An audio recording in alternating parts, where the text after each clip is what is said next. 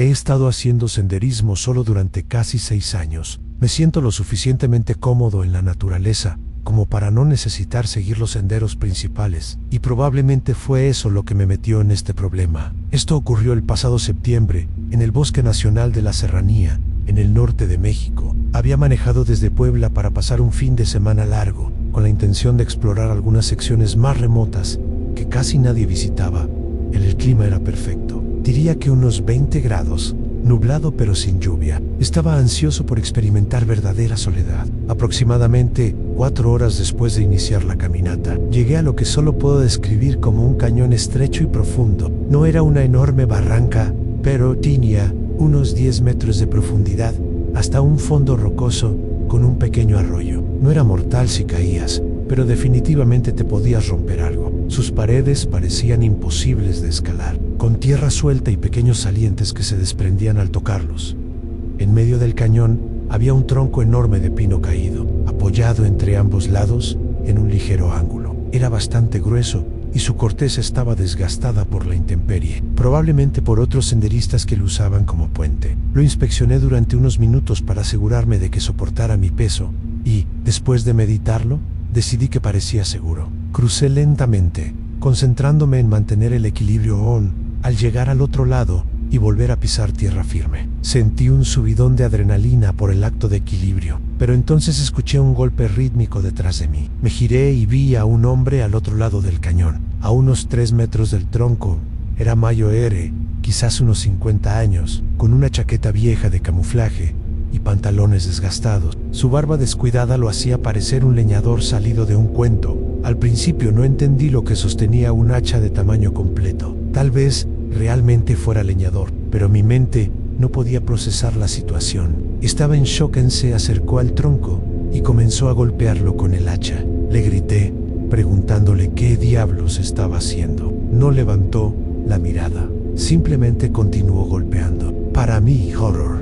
Uno de los golpes penetró más profundo y el tronco se movió ligeramente. Le grité más fuerte, diciéndole que acababa de cruzar sobre ese tronco. Me di cuenta de que probablemente quería atraparme al otro lado. No mostraba señales de detenerse.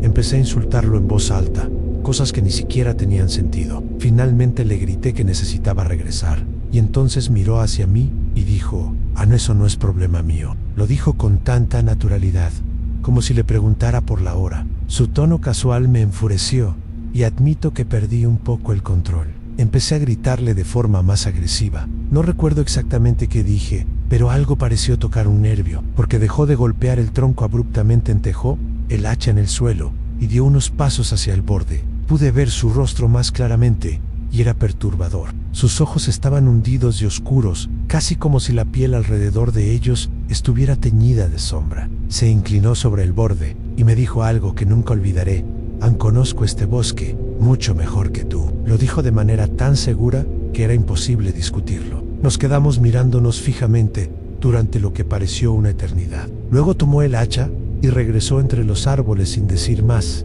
El tronco seguía en su lugar, pero estaba claramente inestable. La base estaba astillada y agrietada. Quise regresar de inmediato, pero no podía confiar en ese tronco ahora. Saqué el teléfono, pero no había señal. Decidí acortar la caminata.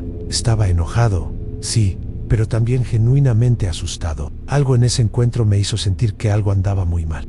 Caminé río abajo, esperando encontrar otro cruce que me llevara de vuelta, pero estaba equivocado. Caminé por casi 1 hora, y el cañón solo se volvía más profundo y estrecho. Cada curva revelaba terreno imposible. El sol empezaba a ocultarse, y yo comenzaba a entrar en pánico justo cuando empezaba a pensar en la posibilidad de bajar al fondo del cañón y escalar de nuevo. Me topé con un pequeño campamento improvisado. Había un círculo de piedras para fogata que parecía usado recientemente. Al principio me alivió, pensando que podría haber alguien que me ayudara, pero algo no estaba bien.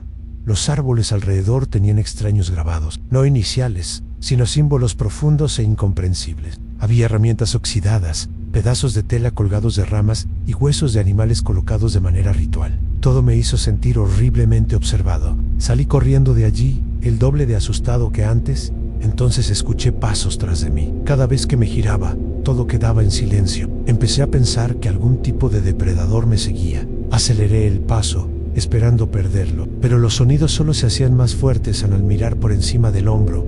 Vi una figura escondida tras un árbol. Luego me estaba acorralando. Se movían más abiertamente ahora y uno sostenía un tubo o garrote. Empecé a correr, sabiendo que no podía jugar a hacerse el despistado. Los perseguidores comenzaron a acercarse y gritaron, no palabras, solo gritos salvajes.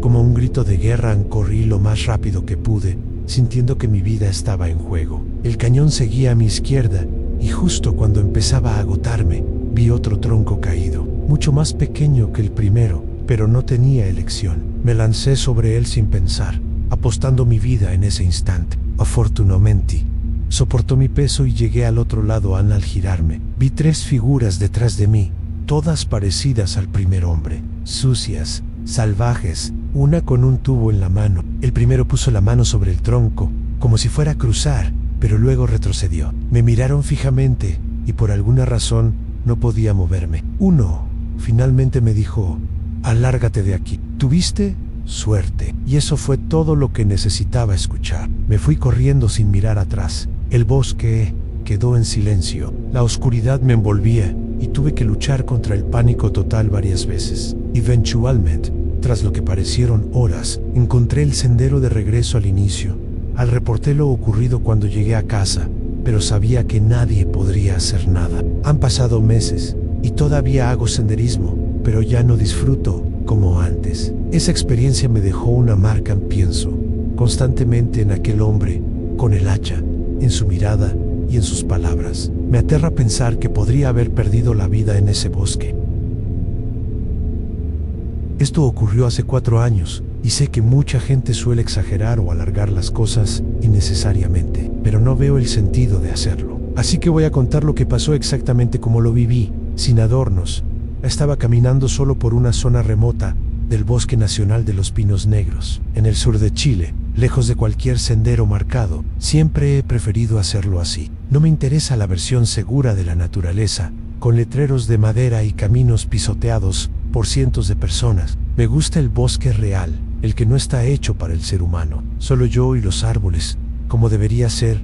Llevaba unas 4 horas caminando, cuando me di cuenta de que algo no estaba bien. Había perdido la orientación. No era la primera vez que me pasaba. Cuando caminas fuera de senderos, es normal desubicarse un poco. Generalmente bastan unos minutos para reconocer el terreno, pero esta vez fue diferente. Nada me resultaba familiar. El sol aún estaba alto, así que no corría peligro inmediato, pero esa sensación enfermiza de estar perdido empezó a asentarse en mi estómago. Traté de mantener la calma y seguí avanzando, convenciéndome de que pronto encontraría algo reconocible. Sin embargo, fue entonces cuando empecé a escuchar un ruido entre los arbustos detrás de mí.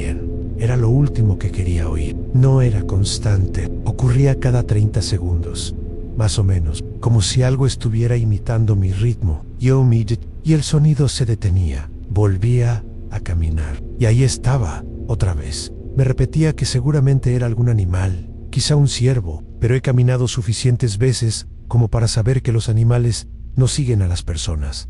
Así, seguí avanzando, pero ya estaba convencido de que algo me estaba acechando. Y entonces, de golpe, el ruido dejó de ser uno solo. Hubo movimiento a mi alrededor. Antes de que pudiera reaccionar, me di cuenta de que estaba rodeado. Era una manada de lobos, 6, tal vez 7. Algunos mostraban los dientes, otros simplemente me observaban fijamente. No había duda para ellos. Yo era comida. Saqué mi cuchillo, aún sabiendo que las probabilidades estaban totalmente en mi contra. Recuerdo haber pensado con absoluta claridad, así es como voy a morir. Solo, en el bosque, por no querer seguir los caminos marcados.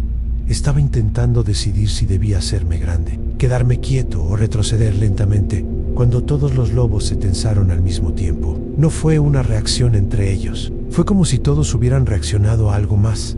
Sus orejas se alzaron de golpe y todos miraron hacia el mismo punto, justo detrás de mí.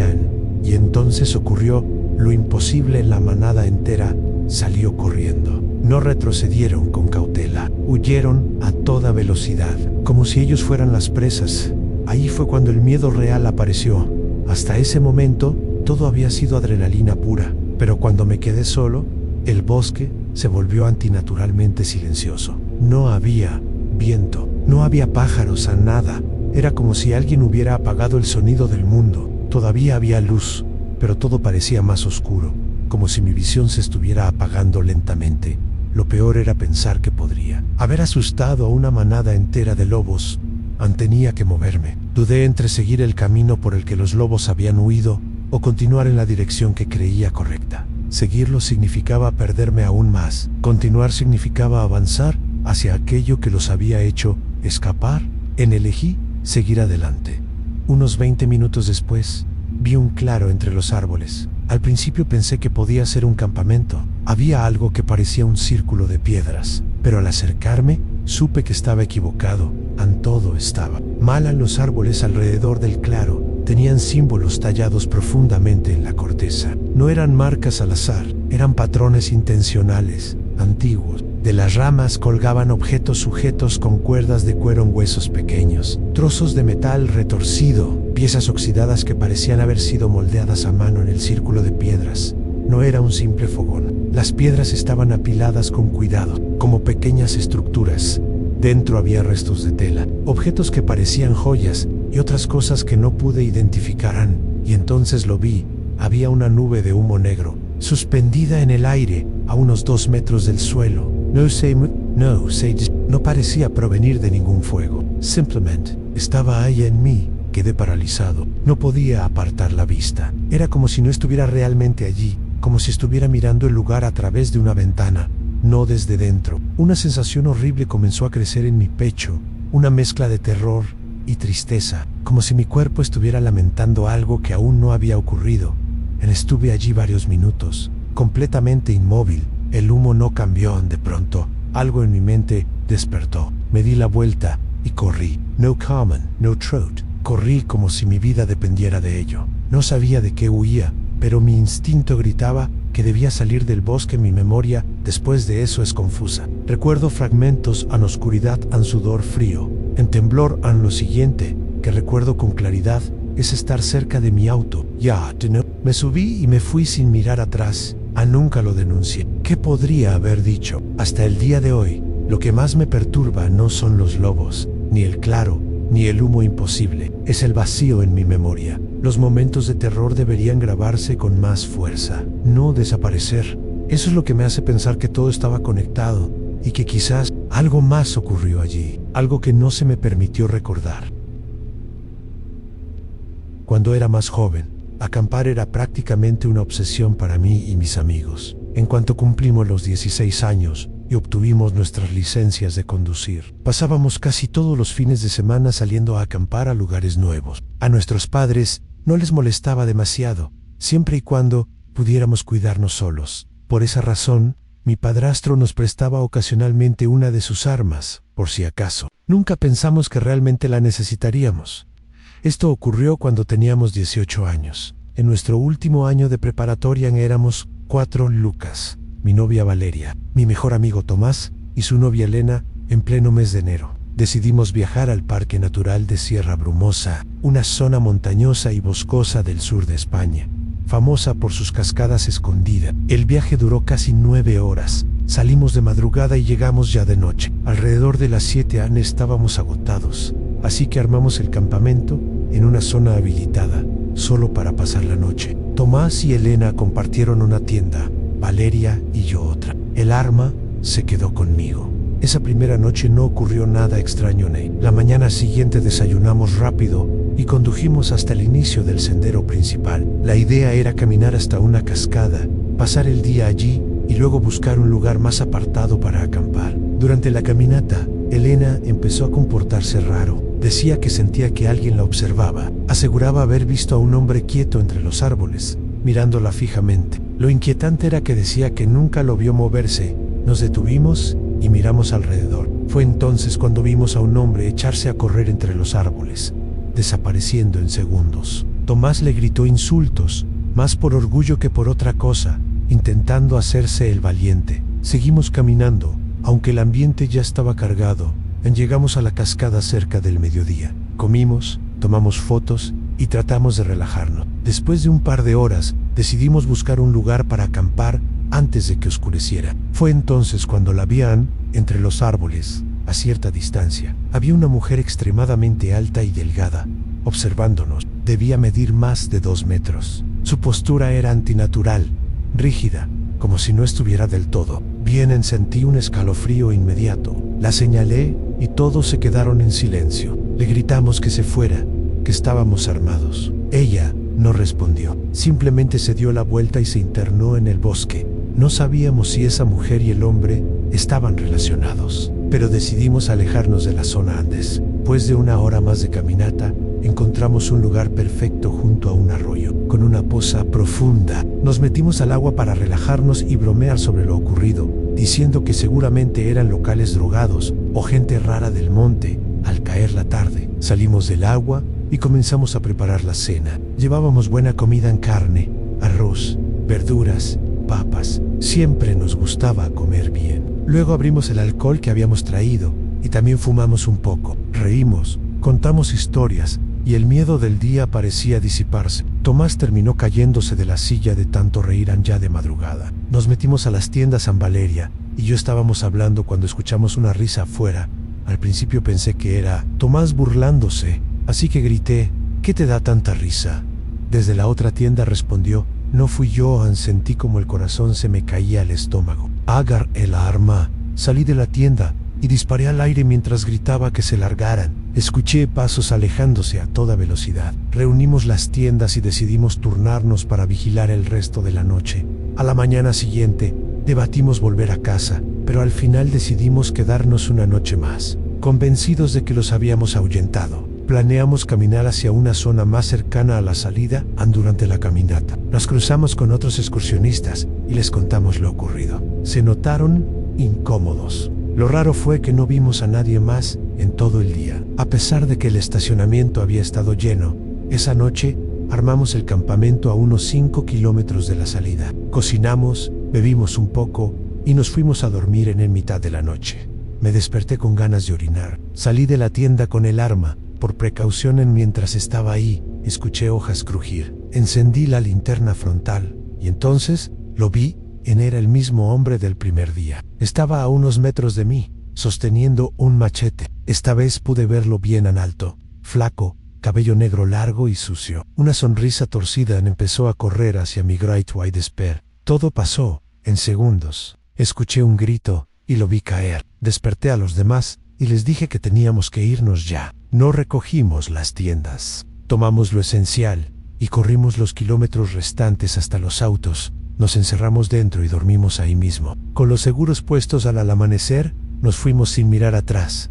Nunca llamamos a la policía. A día de hoy, no sé si hicimos lo correcto. Nunca apareció ninguna noticia. Nadie preguntó nada. Y lo que más me aterra es pensar que quizás siguen allí, esperando al próximo grupo que crea que la naturaleza está vacía.